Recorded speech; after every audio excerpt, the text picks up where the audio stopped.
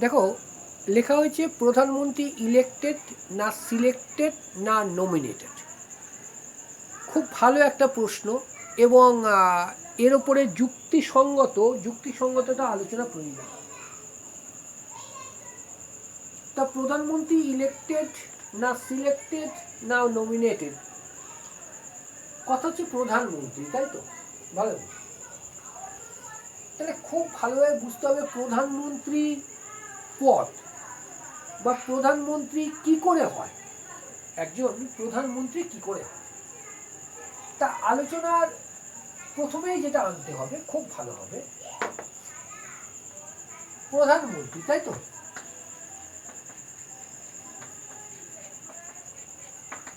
Prime minister.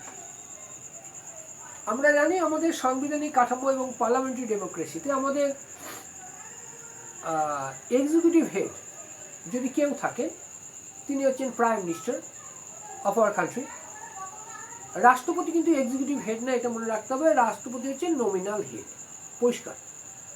তা অনেকের কাছে এটা অসুবিধা হয়ে যায় যে নমিনাল হেড কি আর এক্সিকিউটিভ হেড কি। নমিনাল হেড বাংলা কথায় যেটা শিখেছ, নাম সর্বস্ব শাসক।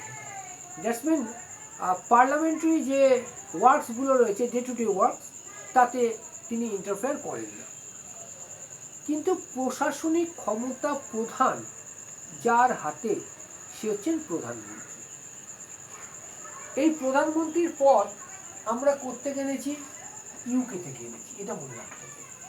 ইউনাইটেড কিংডমে প্রধানমন্ত্রী তিনি হচ্ছেন প্রকৃত শাসক, মিন এক্সিকিউটিভ হেড, অ্যান্ড রাজা বা রানী নমিনাল হেড। ও এখানে আরেকটা কথা মনে রাখবে, ইংল্যান্ডের রাজা বা রানীর সাথে আমাদের রাষ্ট্রপতির একটা পার্থক্য রয়েছে।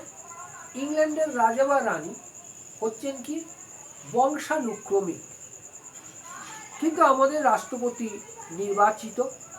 রাষ্ট্রপতিকে নির্বাচন করা হয়, যদিও সেই ভোটে বা নির্বাচনে আমরা প্রত্যক্ষভাবে অংশগ্রহণ করি না, কিন্তু ব্যাপারটা হলো আমরা প্রত্যক্ষ নির্বাচনে অংশগ্রহণ করি কী করে, এমএলএ আর এমপিরা ভোট দেয়, হবে সেটা পরের কথা।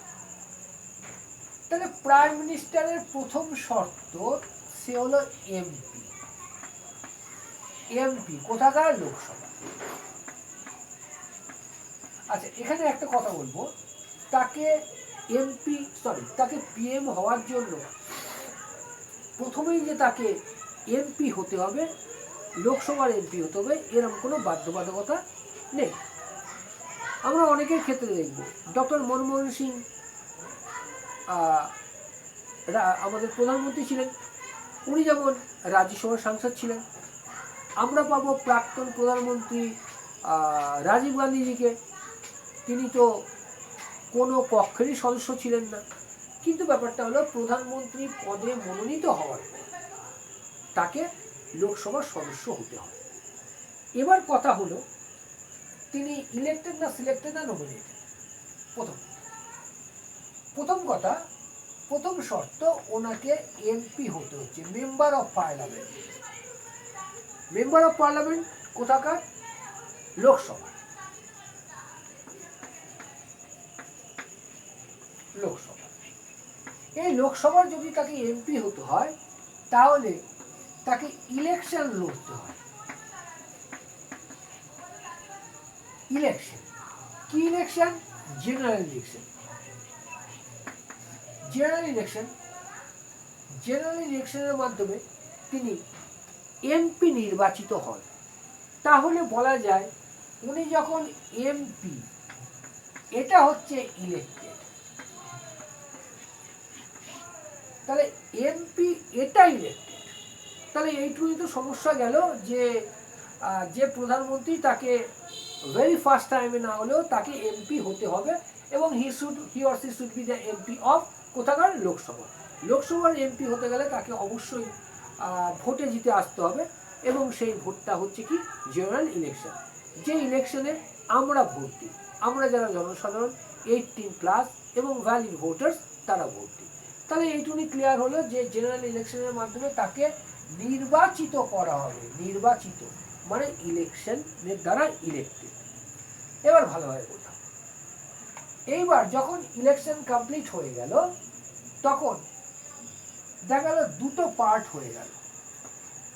একটা পার্ট হচ্ছে কারা, যারা 272 প্লাস পেল, আর একটা 272 কম কম।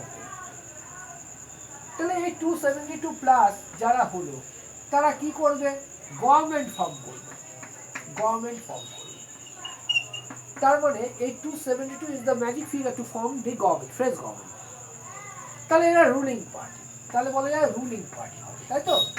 এটা রুলিং পার্টি হবে, আর এটা হবে অপোজিশন পার্টি।